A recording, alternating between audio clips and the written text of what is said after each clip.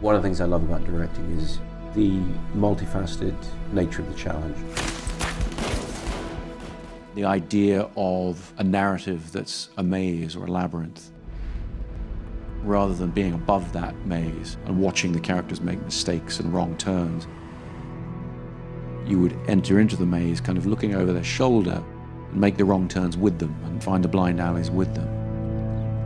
There's a feeling of reality, there's a feeling of being somewhere that matters.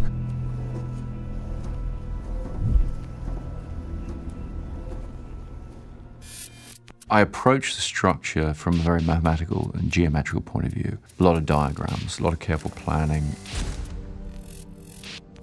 So that was certainly the case with Memento. Best way to draw it is as a hairpin, like that. That's basically the end of the movie. This stuff is the black and white stuff. This is color. And what we do is we cut between the two the whole way through. You say we talked before? I don't remember that. So we alternate scene here, scene there, scene there, scene there, scene there, scene there, and they meet towards the end of the film.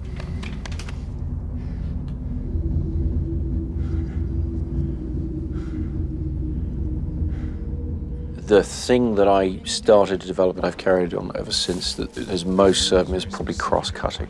I'll always try and intercut scenes. Based on a concept from music called a shepherd progression or shepherd tone. It's a series of ascending notes on a scale that, by emphasizing in volume different elements of the scale, it can continuously go up like a corkscrew effect or a barbershop pole. It's always rising. As one storyline is peaking, another one is building, and the third one is just starting out. Full speed, people! Keep coming round! Keep coming! 45's got to drop his nose. I'll give you the signal.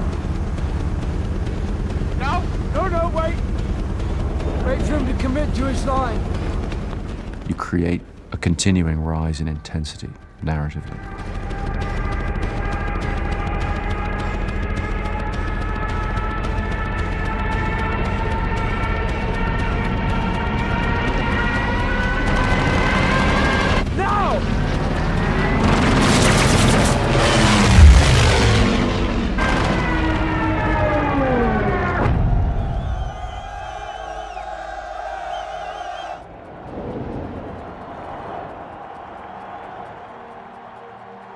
That's really an approach that I've carried on using through all my films.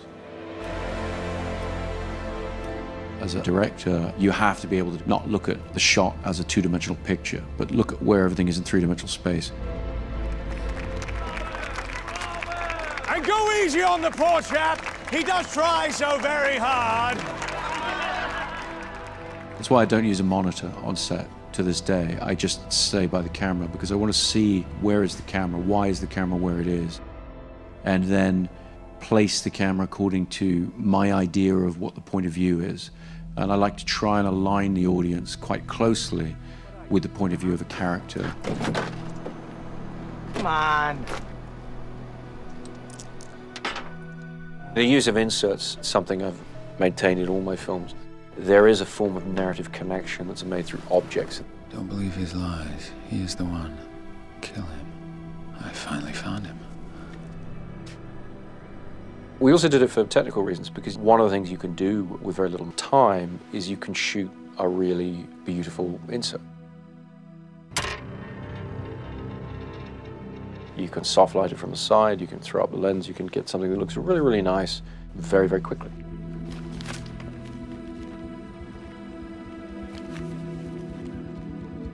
My fascination with storytelling in films is all about that subjectivity. It's all about whose point of view am I seeing the story from.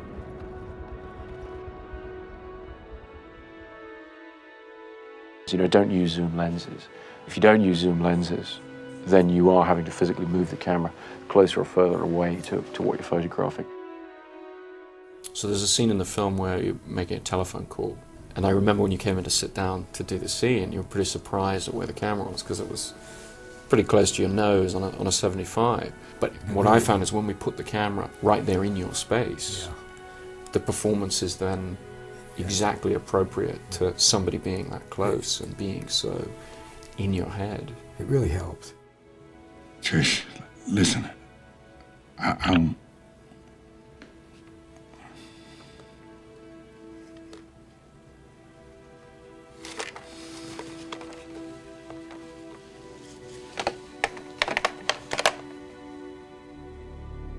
And I think that was the right approach for me and set me on the path of always thinking about and considering the point of view of the storytelling. This is what happens when an unstoppable force meets an immovable object.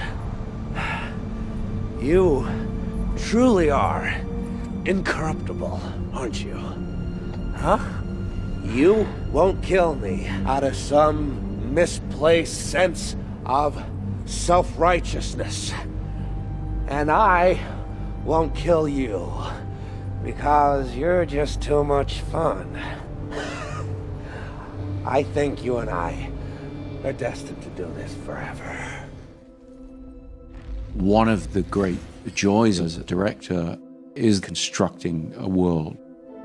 On my films, I try to shoot as much in camera as possible. So, trying to do these things for real. There's nothing more dispiriting than when you turn up to work and there's just a green screen with a couple of actors in front of it. It's really, the magic's not there. You know, for example, on Interstellar, we didn't use any green screens. We built a set and we enhanced it with visual effects. You've seen that time is represented here as a physical dimension. You have worked out that you can exert a force across space-time. Gravity. To send a message. Affirmative. So, trying to use real locations. I've always preferred real locations.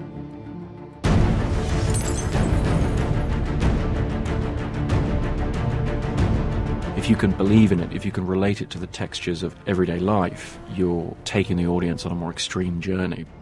With no word from the Batman, even as they mourn Commissioner Loeb, these cops have to be wondering if the Joker will make good on his threat in the obituary column of the Gotham Times to kill the mayor.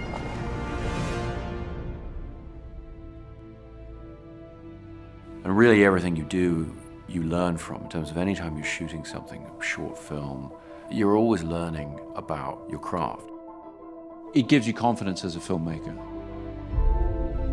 I think really the only useful advice I ever got in terms of trying to figure out your way into the film business, the film industry, is to get yourself a script and hang on to it. You have to play to your strengths. You have to do something that really excites you, and whatever's different about that. It's that idea, that screenplay, that concept that's so important, and that's what's going to distinguish it if you can do it successfully.